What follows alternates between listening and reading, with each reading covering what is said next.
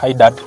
Nyamaza na hizo hi dad zako My friend, kwanza where are you going my friend dressing like this?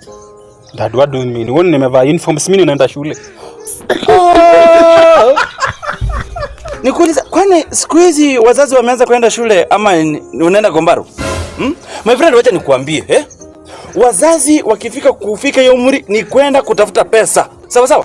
So kitu utafanya unarudi hapa ndani unatoa hizi nguo hapa kwa Kamau hapa juu wameanza mjego sijui ni ya nini. Kimbia huko haraka haraka kabla upewe hata kama ni kazi ya kukoroga ama kubeba simiti my friend.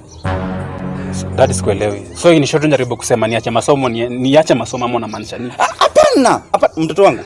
Mimi sijasema uache masomo. Mimi, umesikia nikisema uache masomo? Sijasema. Patricia. Bro. Yes, Guka. Kama mama kidogo uone. Oi. Tada kwenye mgongo ya baba yako. Haya, fanya hivi.